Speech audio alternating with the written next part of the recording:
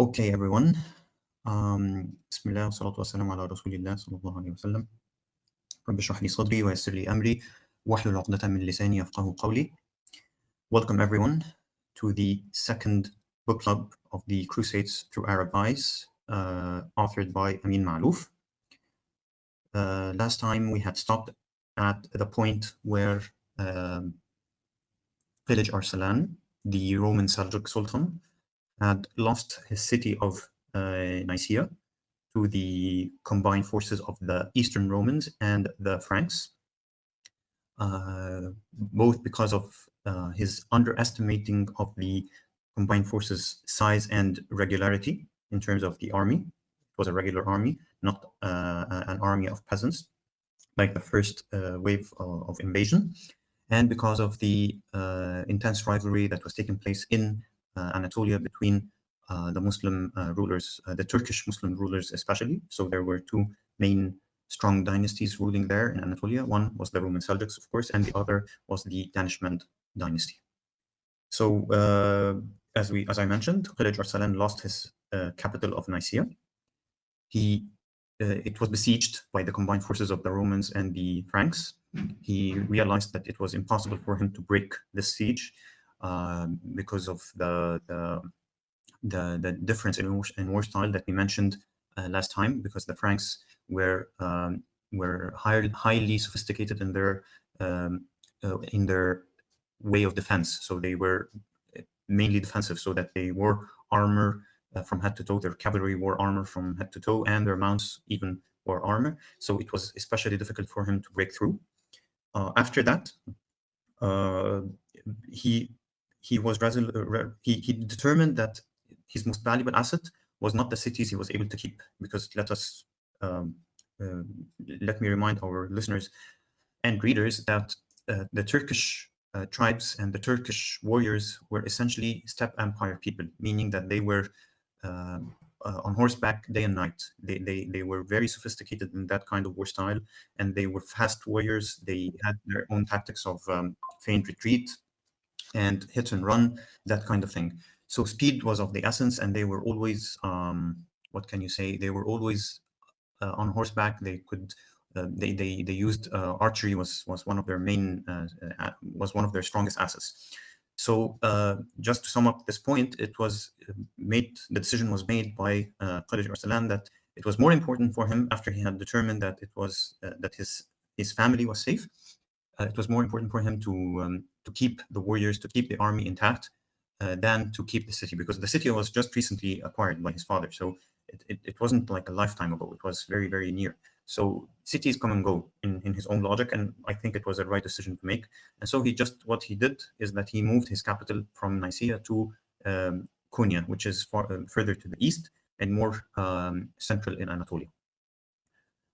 He did come to an agreement with his rival, the Danishmend, to stop hostilities. Not only did they stop hostilities, they agreed on an alliance in order to face the grave danger that was now posed by the Eastern Romans and the Franks, because they determined that a cease of hostilities or a truce was no longer enough. They had to work together to face this new danger. So they determined that they would face the Frankish army after they had lost the city of Nicaea, near a city called Durelio or Durelium, depending on the region you're uttering the word from. And in this battle, it was determined that the Muslims would lay in wait for the army of the Franks and use the element of surprise against them. So Qilij Arsalan and his army, they waited for the Franks in a certain mountain pass, and they used the element of surprise against this army. However, again, the Muslims still were not fully adapted to this new style of warfare, this new defensive style of warfare.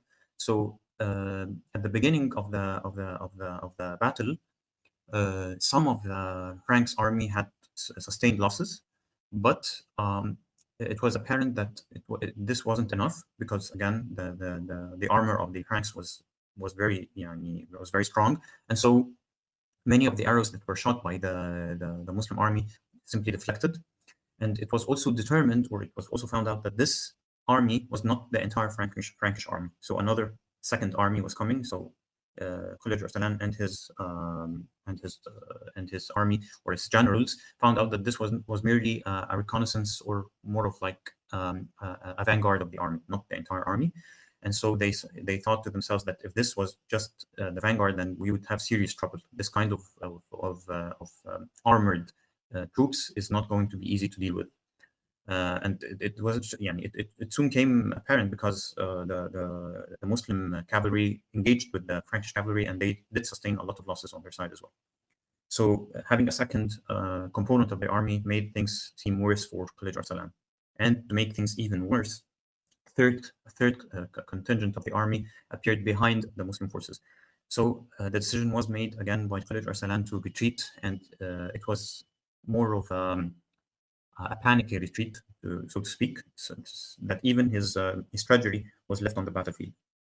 So it was seized, of course, by the French army, and now it became apparent that the difference in style had to be adapted fully. Otherwise, the Turkish Muslim warriors would always sustain heavy losses whenever engaging with the Franks. And the author made a remark that not before 4 years would the Muslim army in Anatolia exact revenge against the Frankish army. And so at this point, we close chapter 1, and we also come to the conclusion that the French army did pass through Anatolia. They were able to make it to the far north of the Bilad al-Sham.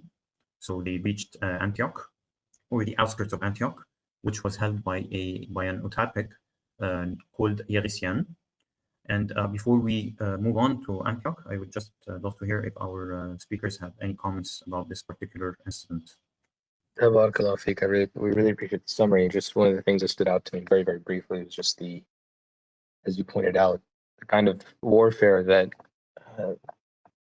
Khalid Arslan and Danishmend were accustomed to, sort of cavalry archers, quick agile attacks, retreat, and just how strange it was, this foreign force that just seemed like they didn't care. So it's just kind of like a modern analogy of tanks versus something else, something that you're not expecting tanks, and it's just like, oh, well, that's just one tank. But then all of a sudden you see a second, third tank show up.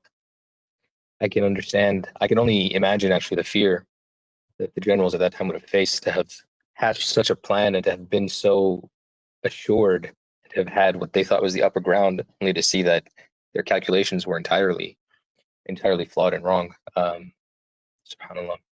Just sometimes, honestly, reading this chapter, reading a lot of this book, there's a sort of empathetic dread that kind of you kind of feel like what would have been going through their minds at that time, and then to have abandoned. I don't want to say abandoned, but to have had to retreat.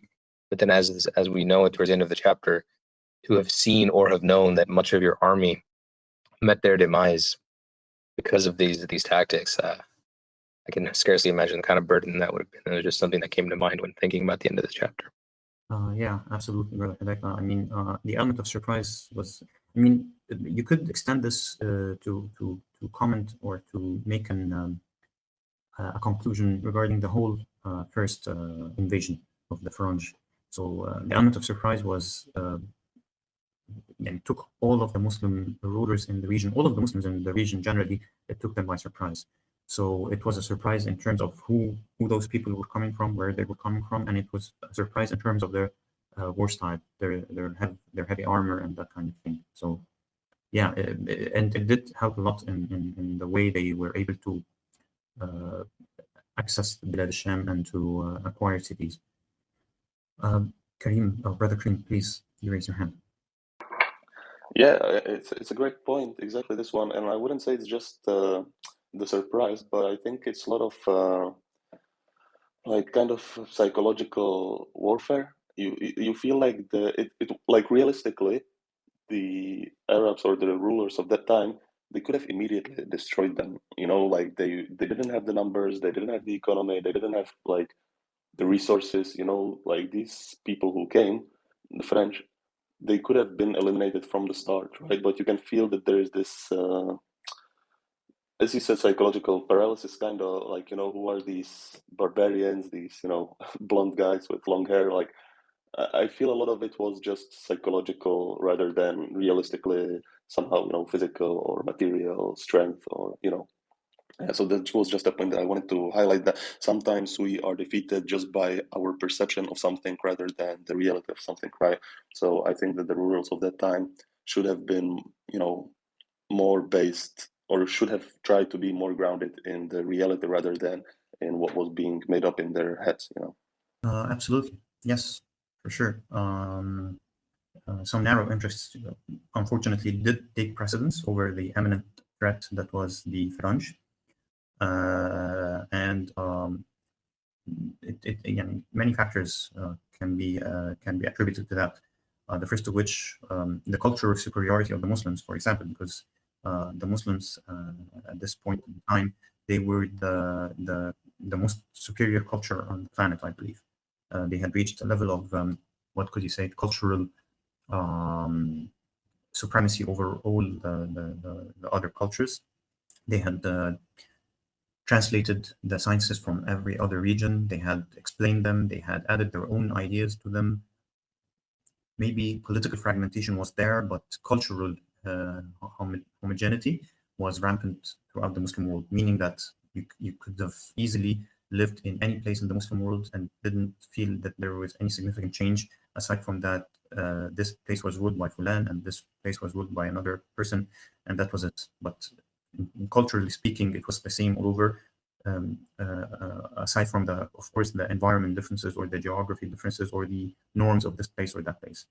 So this was one aspect, this cultural maturity or cultural superiority. The other aspect was the narrow interests, like I said, that took precedence. So these rivalries between the Muslim rulers in some places made them think that those invaders were temporary in nature, meaning that they were a matter to be dealt with easily, swiftly, and it didn't take any precedence, as opposed to the danger posed by our own rivals, who were more permanent in their situation and more permanent in the way that we have to deal with. So yeah, unfortunately, they underestimated the threat, and they just yeah, it was a blunder on their side. Yeah, and if I can just add, like when we look back at it, we view it as kind of a religious war, right? But they did not consider it, as you just said now, that they thought it was just, some attack from some people. Like they didn't see the holistic picture of it, right? It was just, one part, one city, and they didn't see the whole picture, I feel, right? Yeah, absolutely. They failed to put it into perspective, so to speak. And yeah, no one's perfect. لله الكمال وحده. No one's perfect. And I think we were talking about this earlier in the group, that Allah subhanahu wa ta'ala, it could have been that Allah subhanahu wa ta'ala had decreed that the Ummah, although we had achieved this sort of cultural superiority, but there were many aspects that the Ummah had needed to reawaken, like their sense of I think this sense of cultural superiority had sedated the Ummah somewhat. So Allah subhanahu wa ta'ala decreed that they had to be put under strain and pressure to revive some of the aspects of the Iman and the faith and the aspects of taqwa. And like our Ustad said, that we as an Ummah, we do well under pressure, we thrive under pressure. So Allah subhanahu wa ta'ala puts some of us or all of us to the test, and we then do our best. Nasal Allah subhanahu wa ta'ala that the Ummah is able to pass through the current test as they did through the last test, like 1,000 years ago. Allahumma ameen. So now we're going to trace the steps of this Phalange army. Now they have reached, as we have mentioned, they had reached the north of Bilad al-Sham. They were at the outskirts of Antakya or Antioch, as Brother Hudayfa aptly said. And so right now, the people of Antioch, as we have said, they were under the rule of an Utabik named Yaghisian. And I think it's worth to explain here at this point what an Utabik is and what it meant in the context of the time period. Okay, so as if any of our listeners had listened to the previous episode, we had explained that the strongest Muslim dynasty that had come in the Muslim lands since the time of the Abbasids was a dynasty called the Seljuk Empire, an empire that originated in Central Asia. Their capital was Isfahan, and they were able to extend their borders from the peripheries of China in the east all the way to Bilad al-Sham and Anatolia in the west. They tried to take Egypt, but they couldn't because Egypt had a Fatimid dynasty that was ruling it at the time. And so in essence, they were able to strengthen somewhat, even if symbolically, the Abbasid Khilafah in Baghdad. And they were able to face some eminent threats like the Eastern Romans in Anatolia and some of the Shi'i dynasties ruling in the Muslim heart world. So this dynasty, the Seljuk dynasty, didn't stay intact for long. So the dynasty was first called Salajuqat al-Adam, the Great Seljuks, which ruled the entire land, mass of land that I had mentioned right now. But after the third monarch, the Sultan Malik Shah, this dynasty somewhat disintegrated in the different regions. So we started hearing about the Seljuks of Asia, the Seljuks of Iraq, the Seljuks of Bilad al-Sham, the Seljuks of Anatolia, the Roman Seljuks, and so on. And so this disintegration was a result of many factors. The most important of which was that they couldn't sustain this rapid expansion forever, and centrality was something difficult to maintain in this day and age. So you have to remember this was 1,000 years ago. So centrality and central state power was something that was not achievable for a long period of time in that day and age. There was no technological means back then to maintain this centrality. And the second part is that the house itself was, there were many factions within the house. And this, in the end, we have to remember that this was a militaristic dynasty somewhat. And they established something very important that we have to take note of that would shape the Muslim world, at least in the Middle East, for the next maybe half a millennium, for the next 500 years, which is that they had established something called the warrior king model. So before, the Muslim rulers didn't necessarily have to lead armies on the battlefield. Some would, some wouldn't. It was okay either way, but it would be perfectly well for a Khalifa, for example, to lead the army themselves, or to dispatch a general of theirs, to lead the army on the battlefield to either face a revolution, an internal revolution, or to make some incursions into the enemy land or enemy territory. But with the coming of the Seljuks, the Turkish Seljuks, this model was no longer sufficient. The king, the Sultan, would have to lead the army on every single campaign, because this was a display of strength on their side, and the times necessitated that kind of thing. So we would always see in later dynasties, either the Ayyubids, the Mamlukids, the Zengids, that the warrior king model was a firm aspect of the institution itself.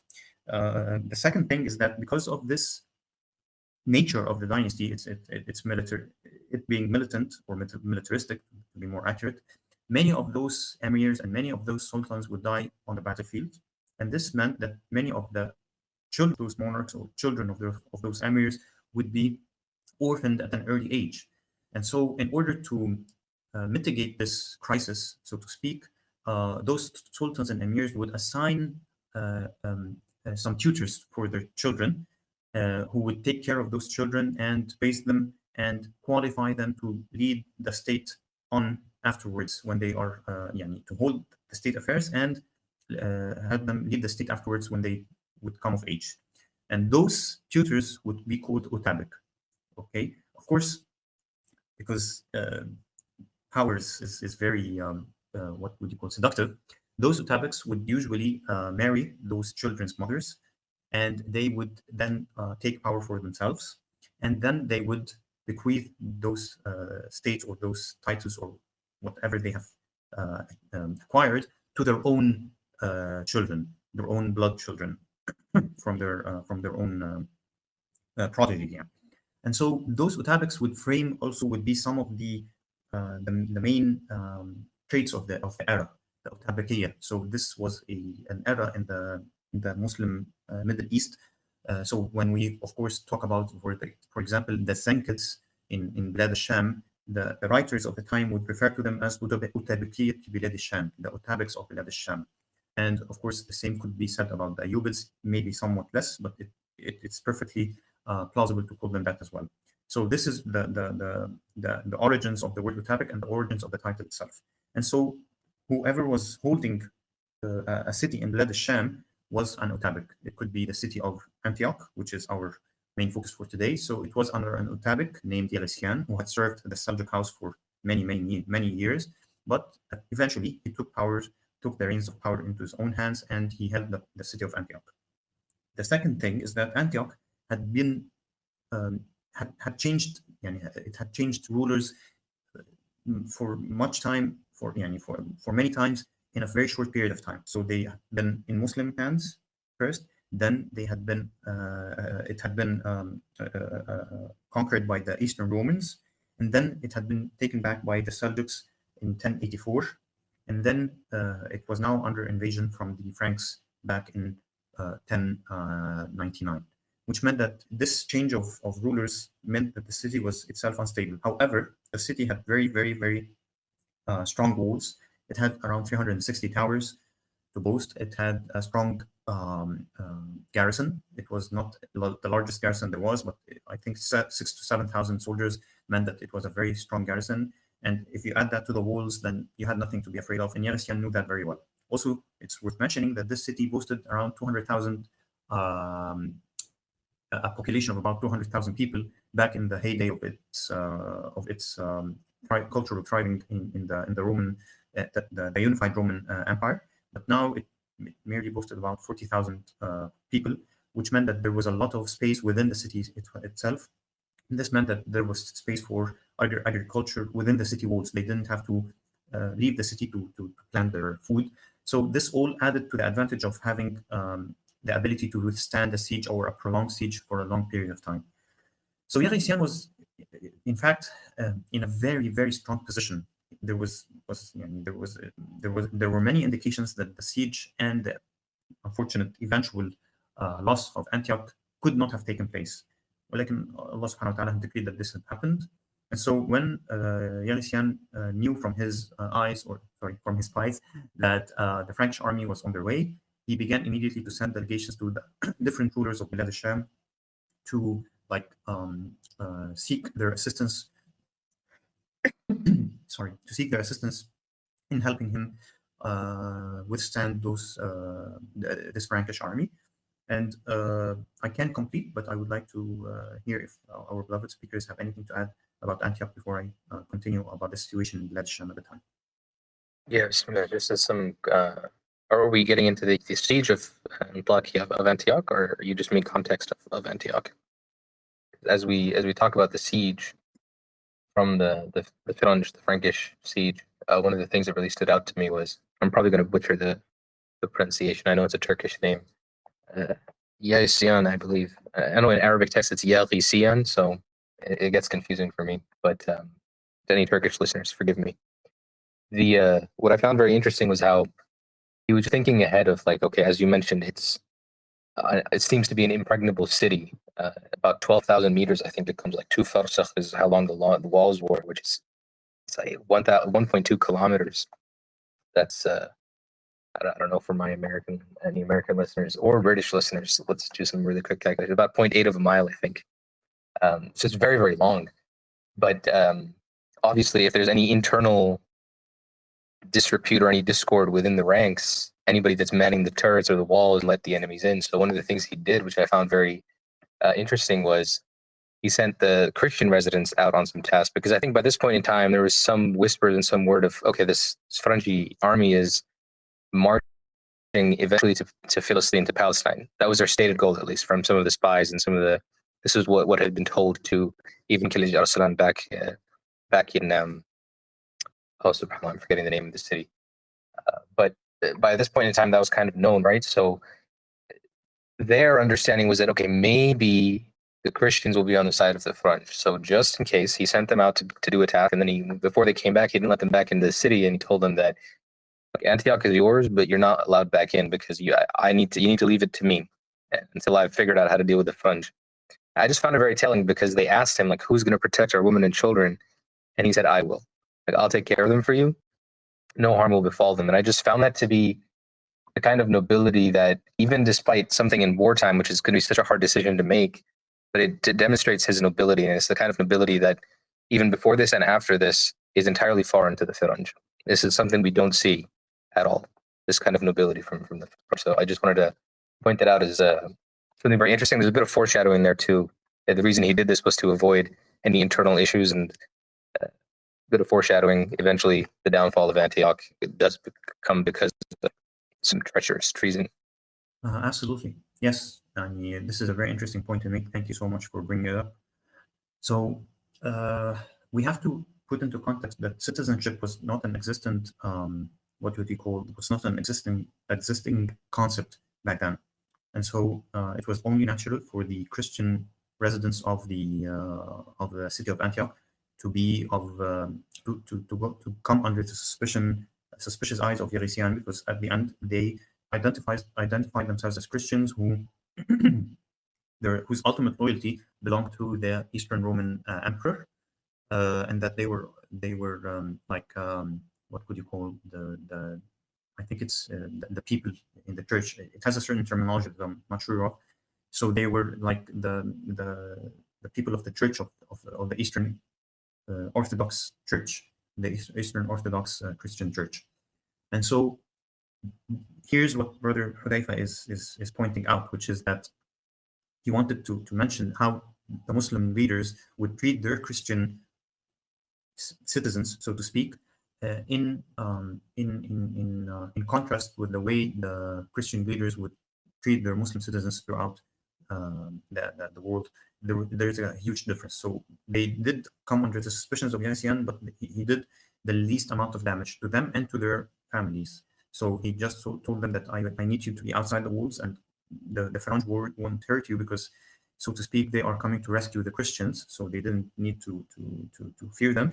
And if you're afraid for your children and women, then there's no worry, and you don't have to worry about them. I will take care of them. And he did, he did good on his promise, and he didn't, do any harm to them. So this is very important for our listeners and readers to understand the difference in context between, and the difference in treatment between our Muslim leaders and the Christian Muslim leaders. Brother Kareem, you had your hand raised. Yeah, this part is like, I would be a bit cautious, because of course, hindsight, but in reality, these Christians, quote unquote, like, I think that the leaders should have tried to understand the situation a bit more, because, like, for example, in our context today, I feel it's very similar to, for example, ascribing to Jews what the Israelis are doing, right? And I feel that there needs to be some distinction, because, like, for example, the Orthodox Christians that were living in those areas were very different from the Christians that came from the Roman Empire, right, from the French. So, like, to be just and to stand with the truth, I think there needs to be a bit more curation or a bit more analysis into the reality of things, right? Because, like, lumping them together, I do not think it's really as just as it could be, right? And I'm not saying I would have acted differently in that situations. Again, Allahu Alam, of course there were aspects that were taken into consideration that I do not know about, and he knew the people, of course, so it's very easy for me to talk about it now without being there. But I just feel that even us now, with the situation we are currently facing, we should be able to make a distinction between, unjust people of the book and just people of the book.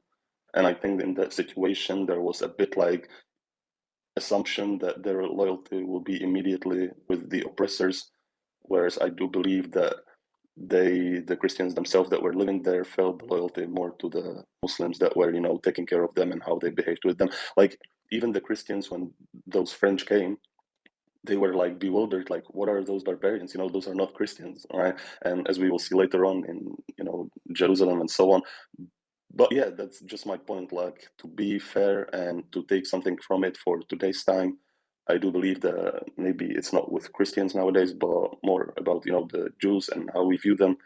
And I do believe that to be just and, because we will be held accountable for our actions, and, so I do believe that we need to make a distinction between parties that just claim some, alliance and parties that are being, fair. And yeah, so that's just something that I tried to, that I was, that came to my mind when I was reading it, because I felt like they have been thrown from one side and from the other as well, right? Like, I don't know if someone had that similar feeling a bit. I don't know, Allahu A'lam, but just from me reading it, this is my somewhat reflection on this part.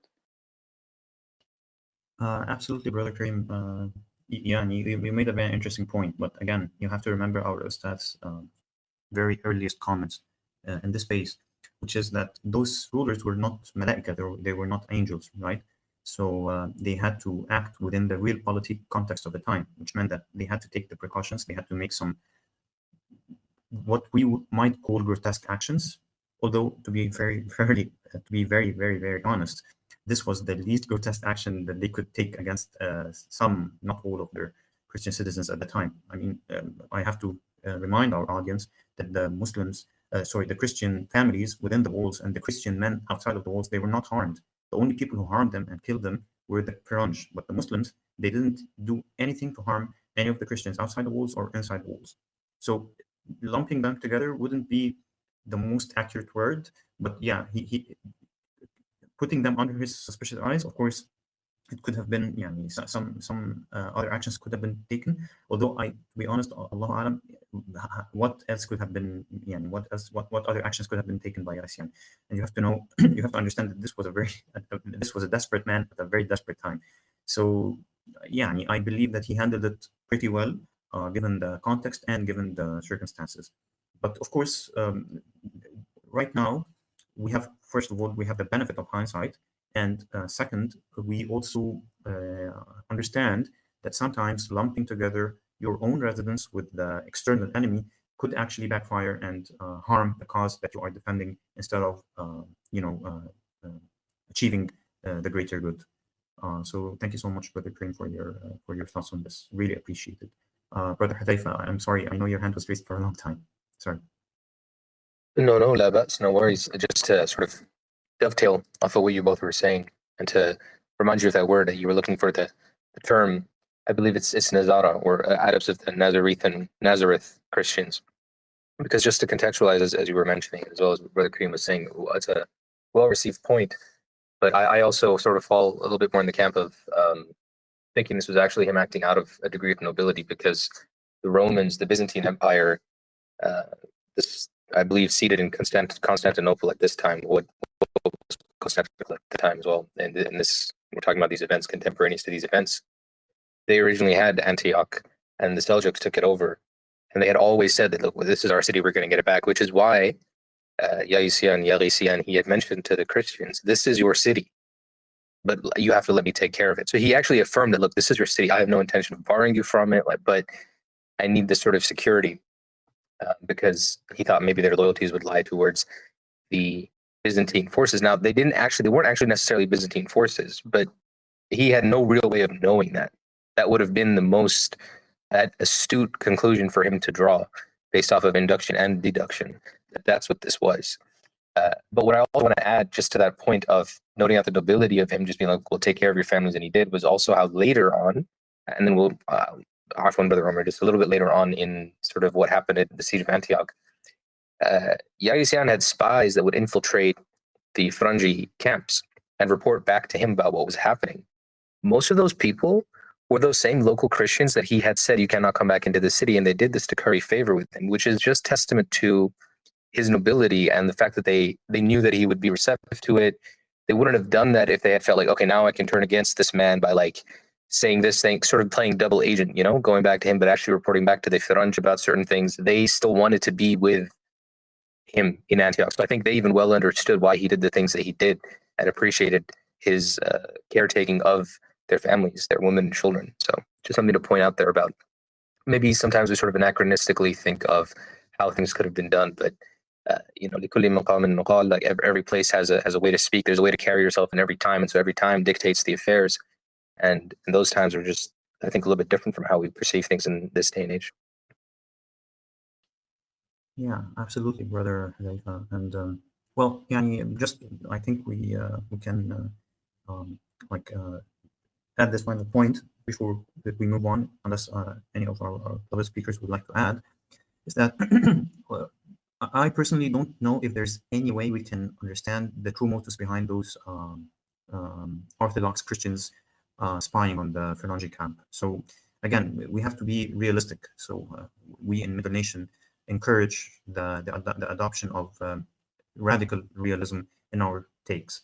So yes, it could be the case that they wanted to curry favor with Yarisian and to tell him, look, we're on your camp, in your camp. And it could be simply that they were so afraid for their, so concerned for the safety of their families, their wives and children, that they would do anything just to make sure that those Firanj didn't enter the city, didn't massacre those people, or that the Yarisian didn't threaten them in any form. So they would be willing to do that kind of thing. So because you have to understand that they were shocked by the Yarisian did what he did. Maybe, possibly, we as Muslims have to maintain that out of nobility, perhaps. However, they don't really know that. They don't have any way to be sure that this was the case. So to them, it was just a shocking event that they were now outside of the walls. Their families were inside of the walls, and they were under the protection and the control of Yarisian. So we, of course, as Muslims, know that Yarisian or any Muslim ruler would never harm them, would never do them, would never do them any harm.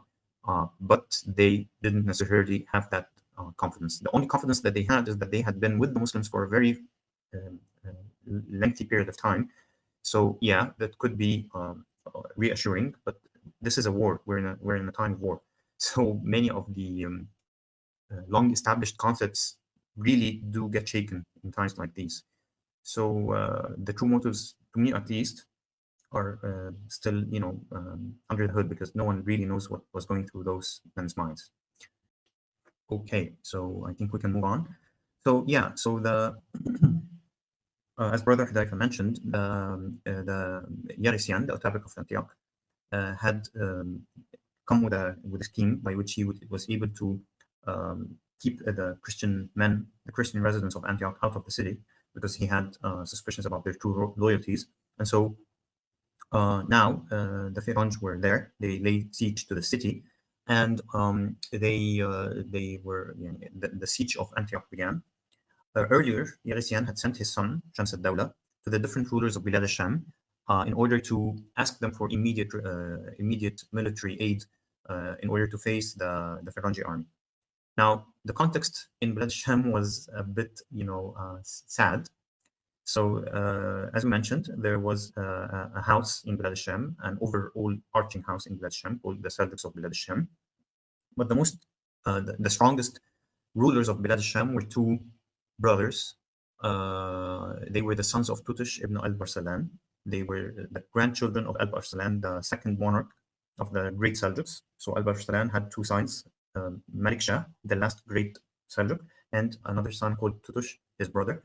And those two emirs of Aleppo and Damascus were the sons of Tutush. So they were the grandsons of al-Barsalan, as I mentioned.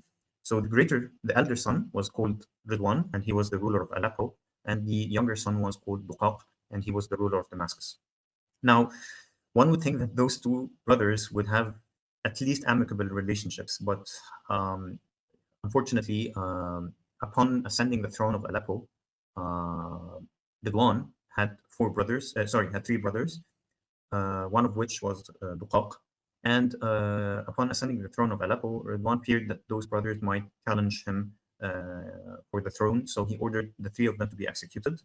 Two were executed indeed, and the third, which is Duqaq, was able to escape to escape with his life, and he headed to Damascus, where he was welcomed by his garrison and installed as the ruler of Damascus, as being an emir of the Seljuk house. But unfortunately, the act by which Ridwan had started his reign in Aleppo had alienated Duqaq from him to the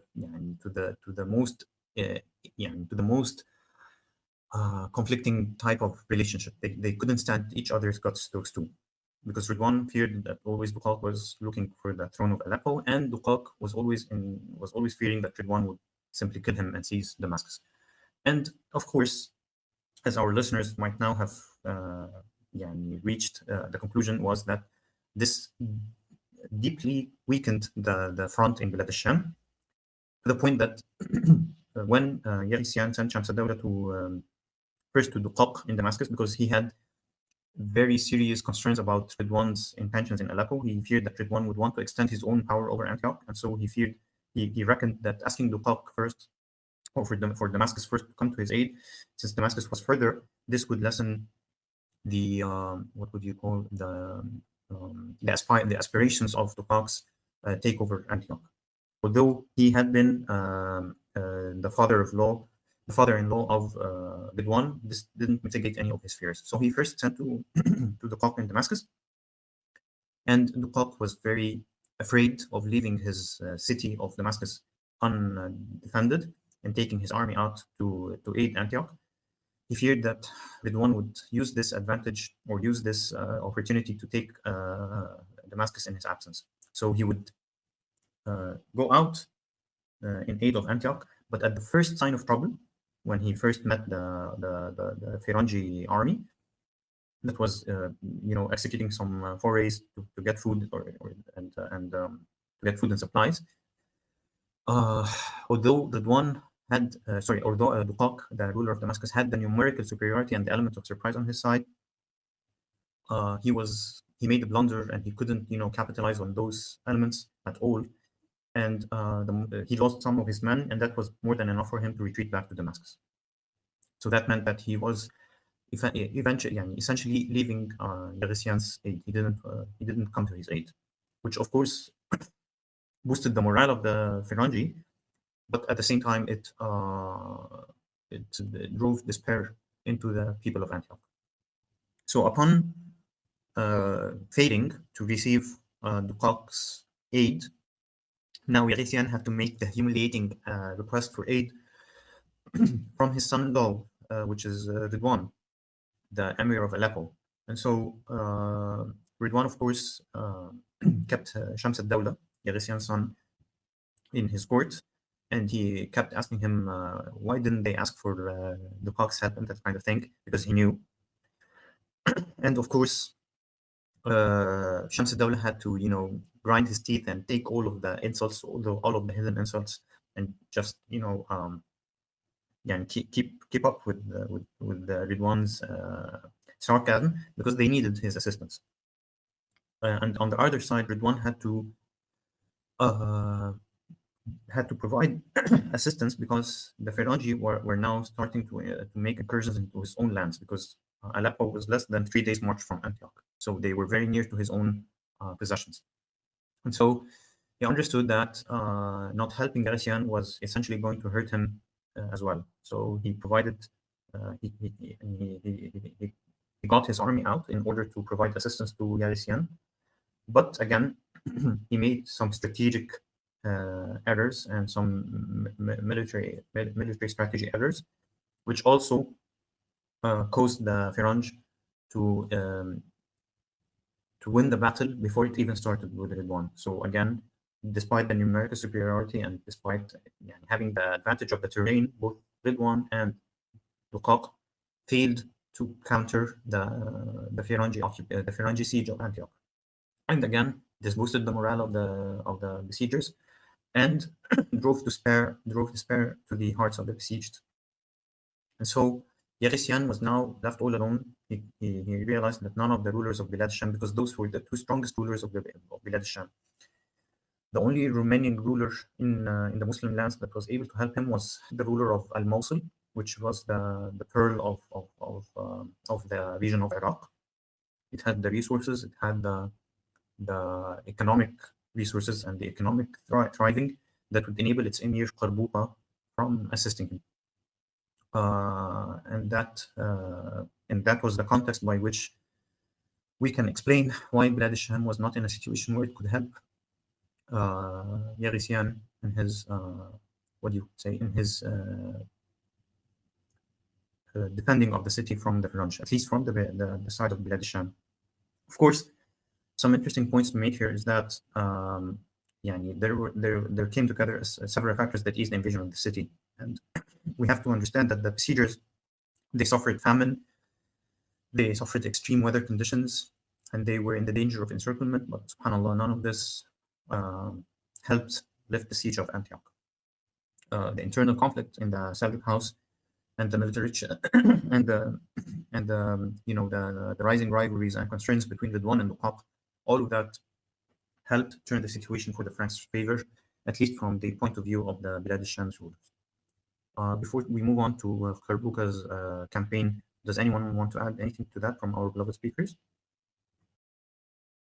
Yeah, Bismillah, just one of the things that really stood out to me when reading this passage and thinking about it was how that disunity that we're talking about, it really rears its ugly head.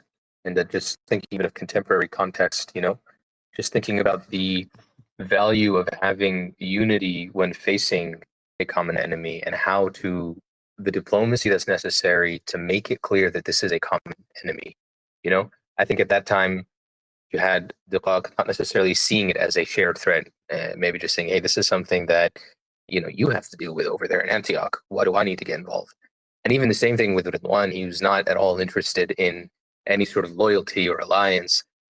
From my reading, the reason that he really joined the fray was that the Farangi army was so starved of resources and they had pillaged the land and foraged around Antioch so much that they couldn't find anything more until, as was mentioned, Aleppo or Halab, which is where Ridwan was seated, is only a 3-day march from Antioch. So eventually the Farangi camps and sort of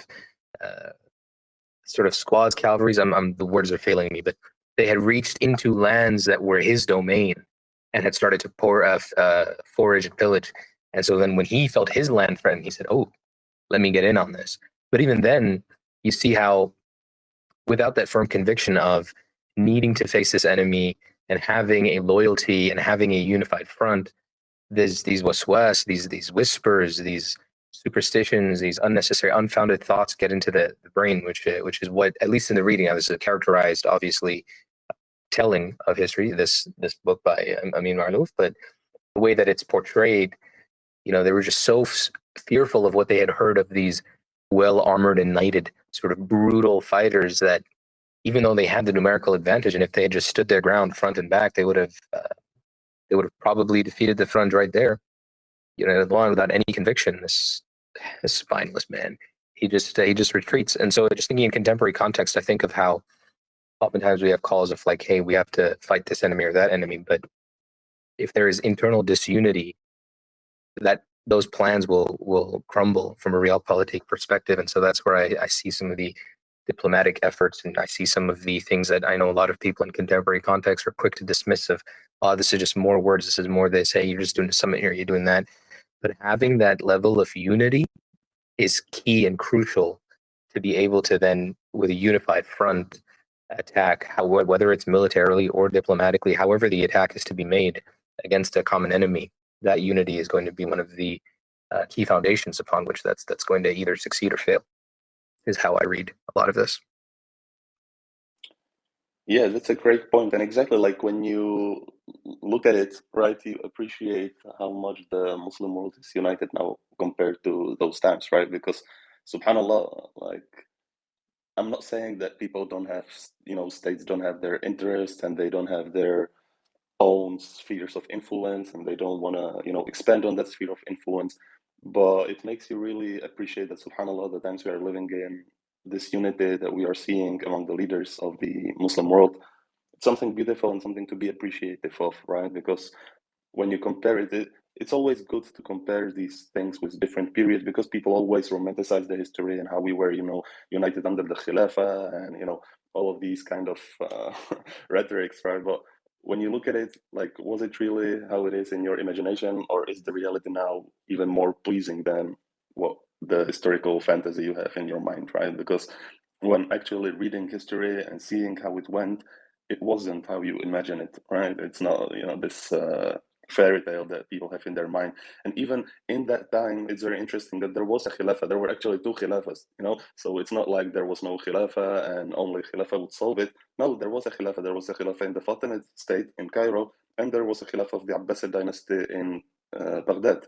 So there were khalifas, but you can see that even like having a khilafah does not guarantee that there will be unity, first of all, and it does not guarantee victory, and it does not guarantee success.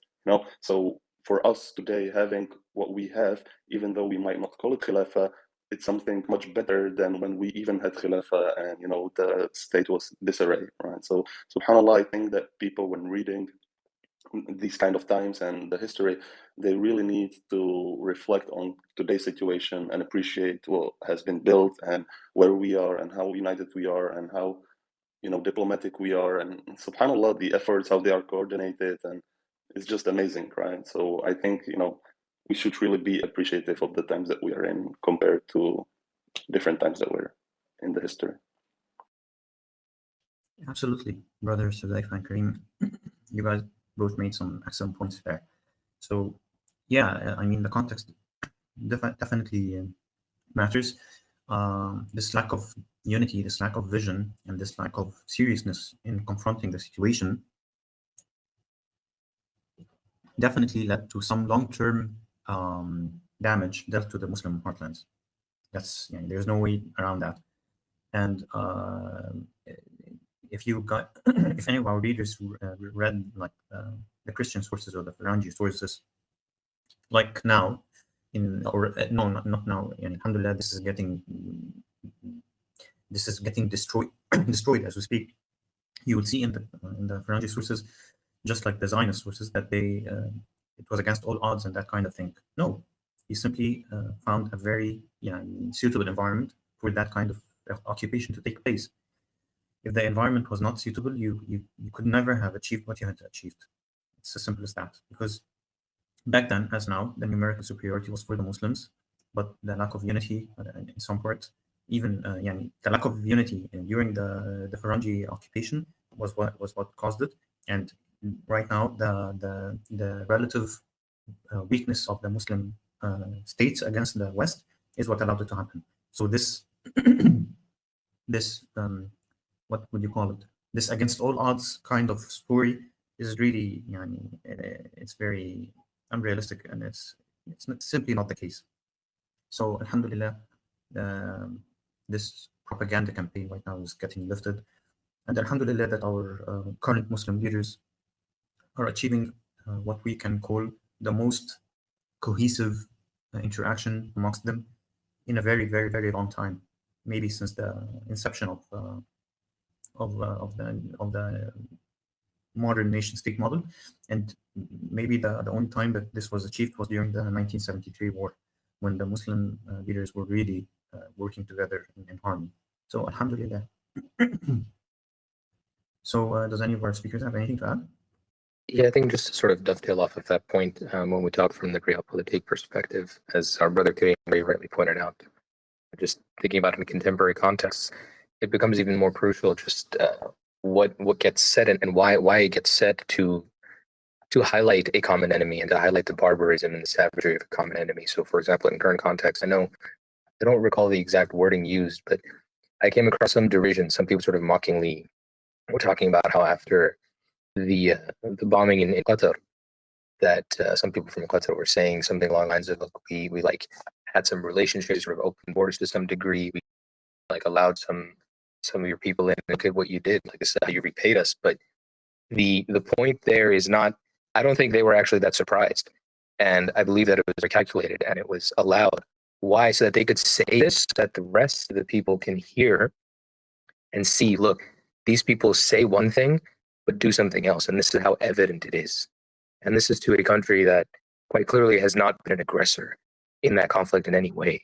So it just goes to show it feeds into propaganda, but propaganda is not necessarily a negative thing, as I shout out some of the other topics that we've covered in this channel, but just that information that becomes necessary to rally the troops, and to gather around a shared understanding of an enemy that never means what they say,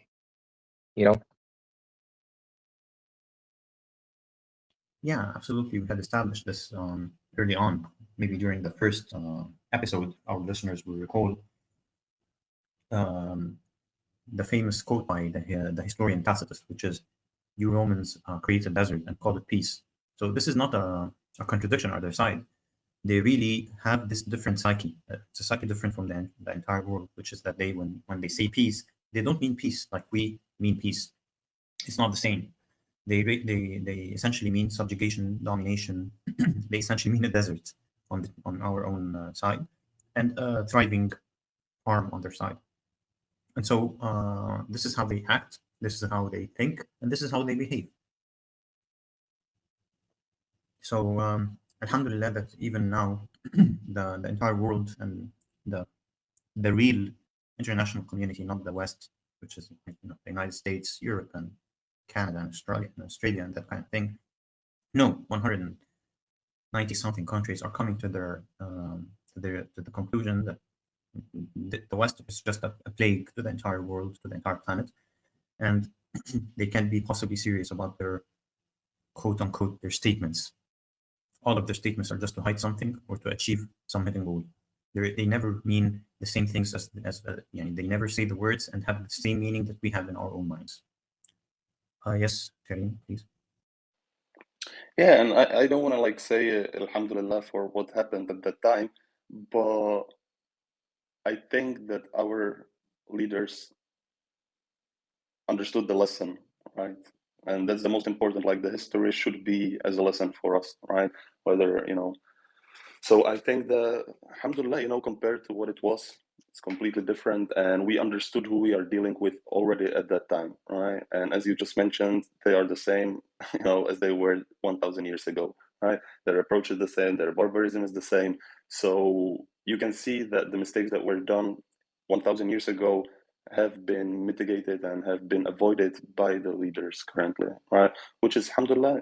What else do you want, right? Like alhamdulillah. Alhamdulillah, shukr. Yes.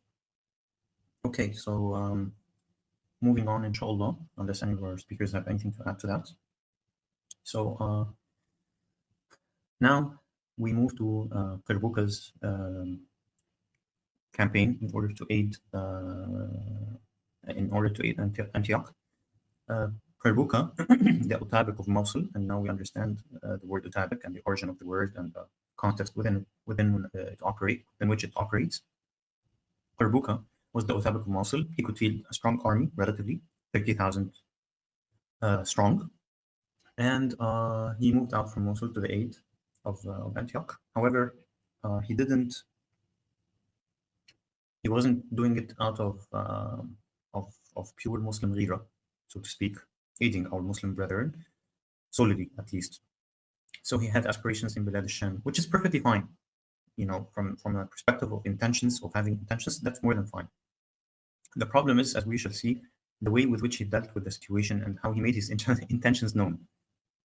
So since he was the strongest player in the field, he first felt that he was able to dismiss some of the consultations of his generals regarding the move towards Edessa, for example. Now, in order to put into context the problem of Edessa was a county that had been recently established by the Faranj, and it had been established in the, I don't know what to say, in the most self-evident Western way possible, which is some knight called Baldwin had moved to Edessa. Edessa was ruled by an Armenian house, and this house had a ruler called Taurus. He was an Armenian Christian, and Taurus had no children of his own, so he offered to adopt Baldwin as his own and make him his adoptive son, so that he would inherit the county or the city after he passed away or died. But Baldwin, as a true Christian Western European knight, killed his adoptive father and his adoptive mother, and took the city for himself. He couldn't wait for his father to die, so to speak, and so he took the city for himself. And now he was perfectly content to establish a county in Edessa, not to go and save Jerusalem. And I want our speakers to understand this perfectly well. He didn't give anything. He didn't provide any military assistance to the rest of the Crusaders, to the rest of the Faranj in their campaign in the rest of Bilad al-Sham, either in Antioch or in Jerusalem or any other place, in Tripoli or any other place, which tells you a lot about the true intentions of many of the knights in this so-called invasion. Okay, the problem for Kerbuka was that Edessa was along the way to Antioch, which meant that if Kerbuka didn't deal with Edessa, at least from his own perspective, his rear would be exposed to the phalange of Edessa while he was fighting the phalange besieging Antioch. So he reckoned that he had to deal with Edessa first and take it from the phalange before moving on to Antioch. Of course, his generals told him that Antioch was facing great threats, and it had been under an imminent danger, which was the taking of the city itself. I mean, Edessa was already taken, so there's nothing that we can do to Edessa. It was strongly walled. There was a garrison of phalange inside, and so it would at least take a very long siege, right? But Antioch was still in Muslim hands, so there was something that we could do to Antioch. However, he was adamant in his position that I have to protect my rear from Edessa before moving on. So I'm not a military strategist, to be honest, and I really want to hear our speakers' thoughts on this. I'm unable to make a very concrete decision as to whether he was right or wrong in his attempt of sieging Edessa before first lifting or helping lift the siege of Antioch. I think both points of view were equally valid. So what do you guys think? Yes, Brother Hudayfa. Actually, will you allow me to make a comment on Balduin and his savagery before we attack this, or shall we talk about this before we come back to that? It's up to you. Yeah, sure. And if you can make it short, because it's it's like Baldwin is he's a creepy guy to say the least. But yeah, sure, go ahead. Tamam, just one of the things that really stood out to me was just, as you mentioned, how he made no plans to go towards Jerusalem. It was clear he just wanted to take this power. And what really stood out to me when I first read this story, one of the things that jumped out to me was just the difference in how, when you don't have a guiding principle, how things just sort of fall apart, and then you're just left to the savagery of some of the more savage elements that those things can those Western cultures and traditions can cultivate. And I was thinking of the very, very briefly from the Tafsir of Ibn Kathir, sort of the background to Surah Al-Fil and the invasion of the people of the elephant. Very briefly, in that, essentially the then king of Abyssinia, also known as Najash, but this is a different one, Negus, this is sort of an honorific title. He had sent 2 of his generals to the land that is now known as Yemen to liberate it from some ruler there. And there were 2 of them, Ilyat, also known as Arit, and Abraha.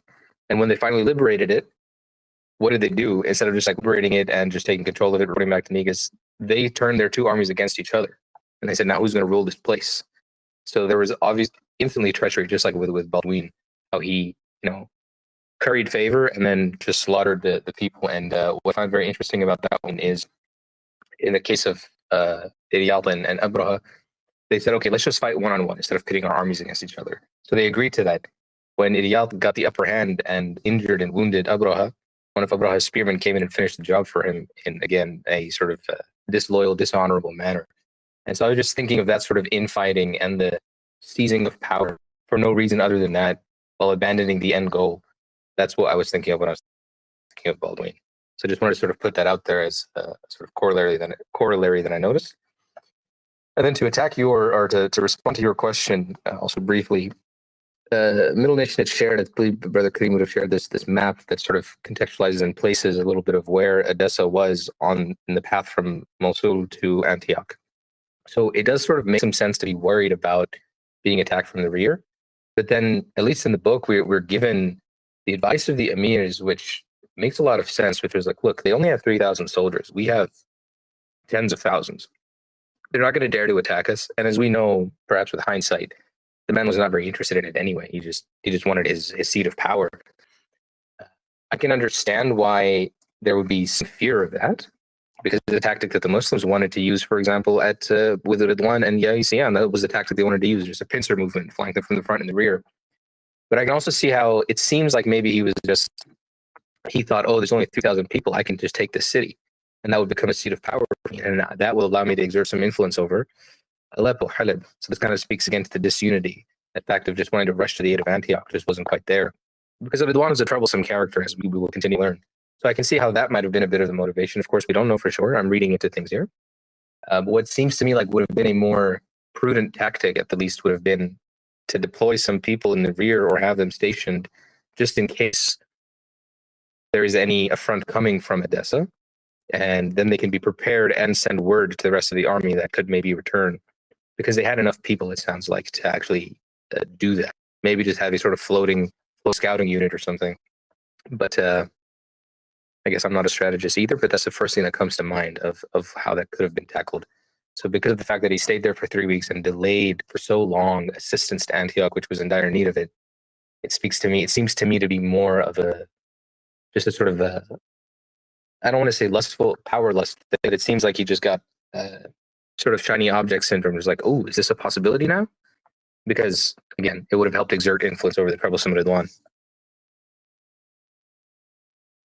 Yeah, absolutely. I think he wasn't hiding his intentions from the onset, right?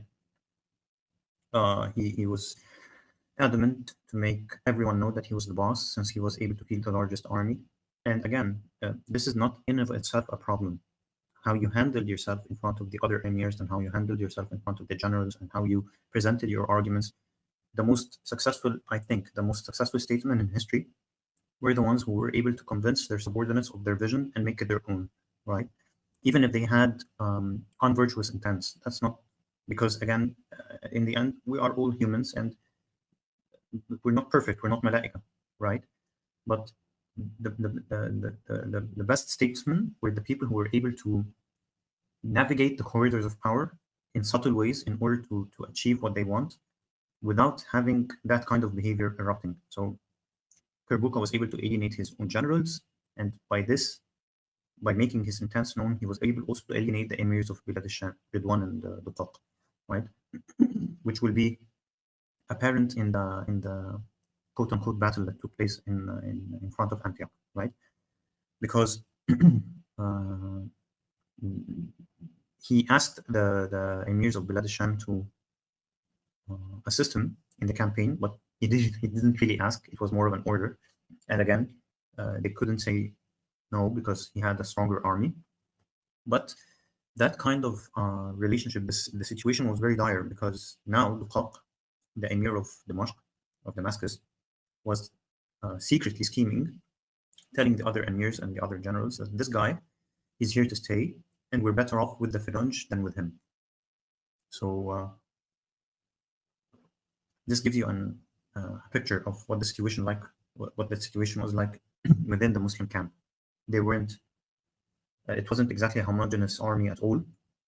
And when Yaghisian had finally understood that he wasn't able to take Edessa, when Kerbuka understood that he was not able to take Edessa, and had moved on towards Antioch, I think this kind of substantiates Brother Hudayfa's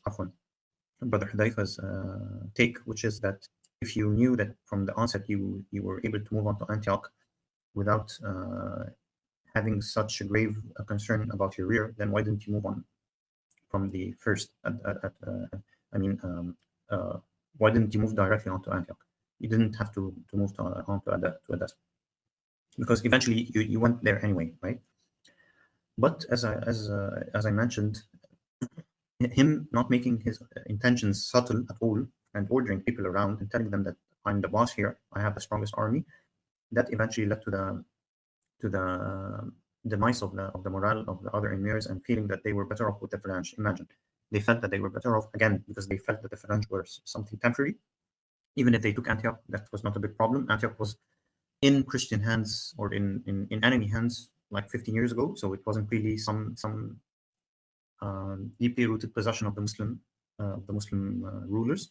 At least that's the way they felt. And so they thought that we're better off with the French than with Kerbuka. Kerbuka is more dangerous to our own power structures than the French. Now, when the people of Antioch were finally in the most desperate they had ever been, a resident of Antioch, and a Muslim, no less, he was called Fairuz.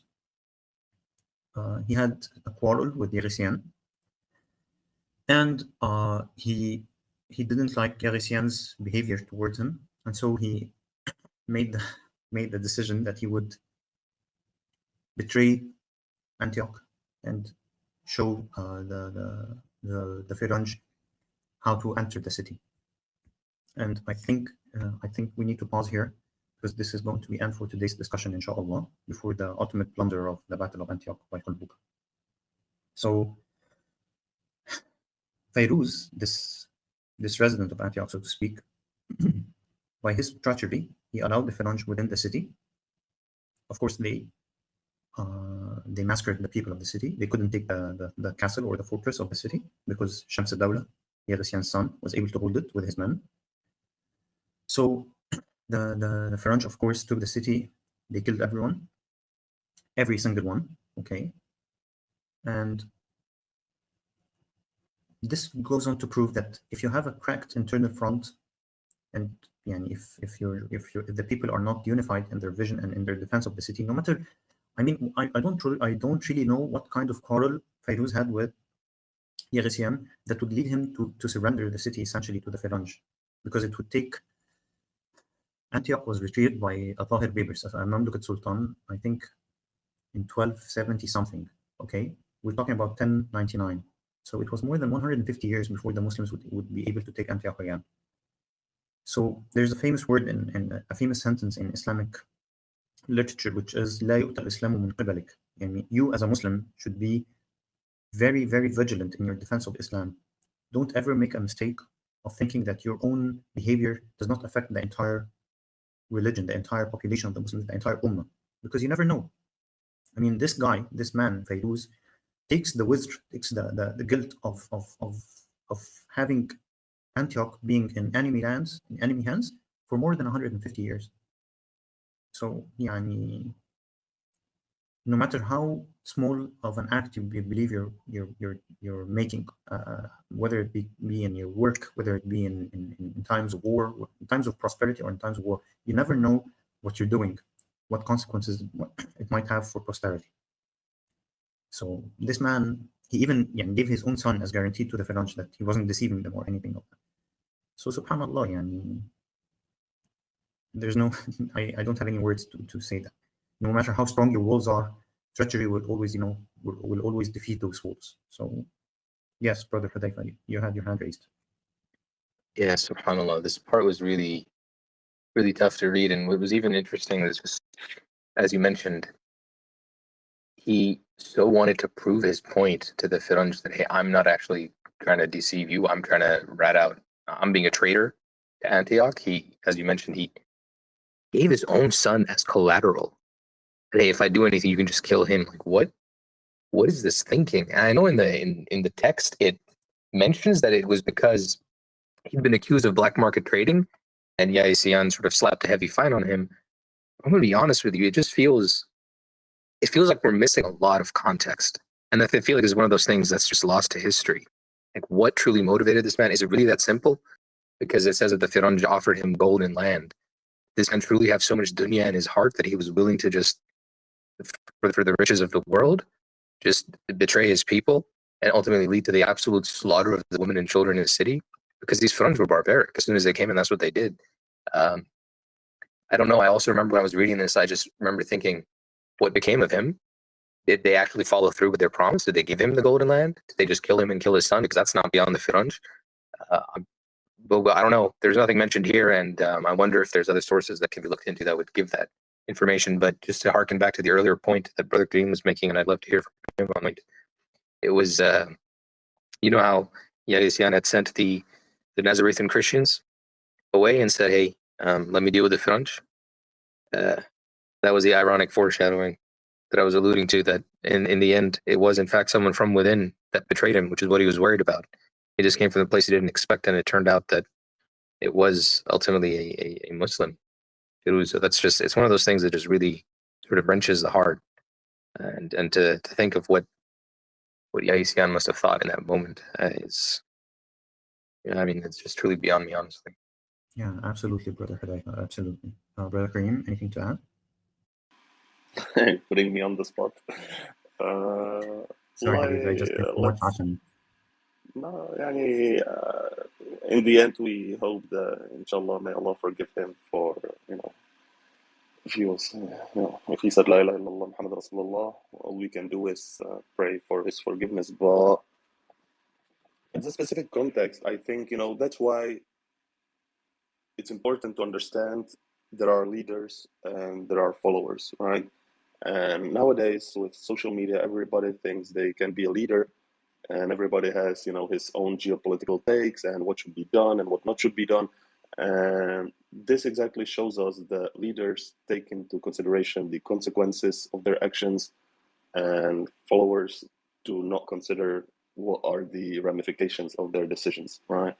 And here it might have been just the case, like, let me just, get back to him, right? Because he was fined for some of his trading activities, that he was, scamming people, I guess. So he was, levied a fine on him. But yeah, so his response would be like, okay, let me, get 500 people inside here. They will cause some trouble, they might cause some chaos, but, we are like 40,000 of us. I don't think that 500 people will cause that much trouble. That's my assumption of what might have been going through his mind, right? But that's exactly the simplistic understanding of us people, like laymen, who do not see the context, who do not see what will be the effect of some decision, what will be the implications of some decision.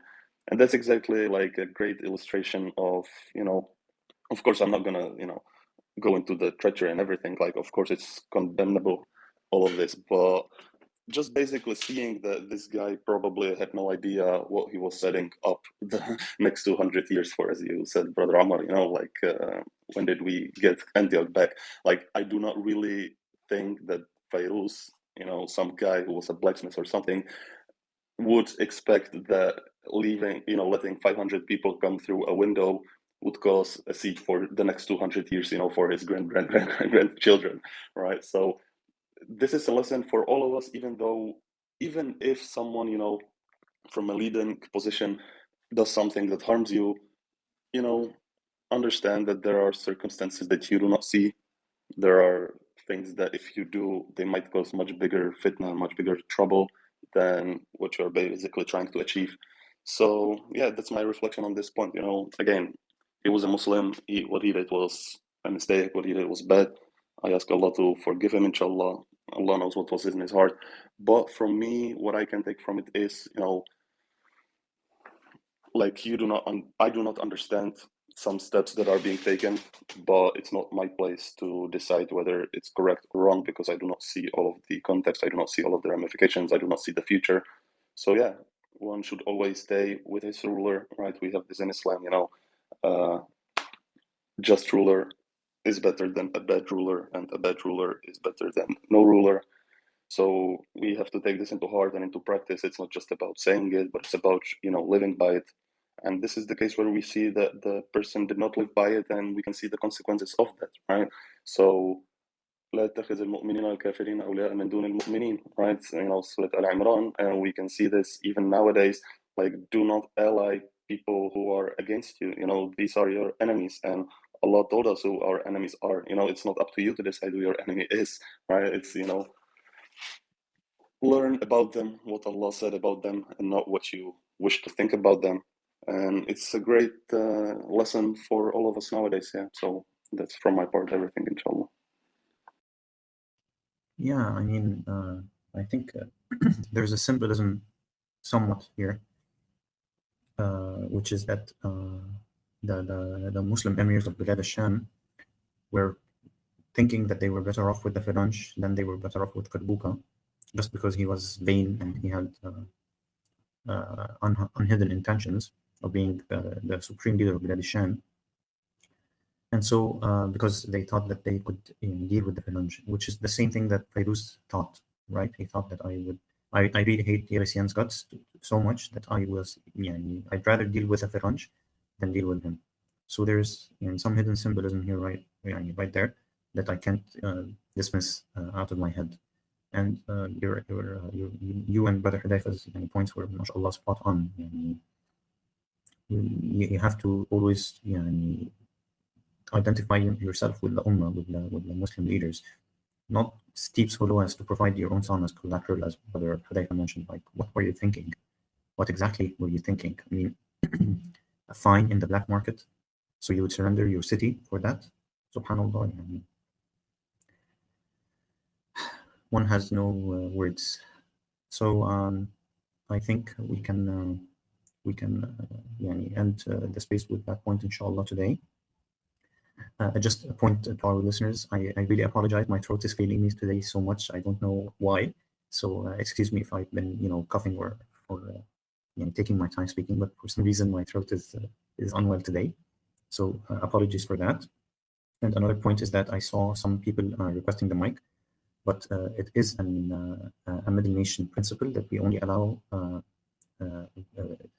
people to speak who are who have been known to be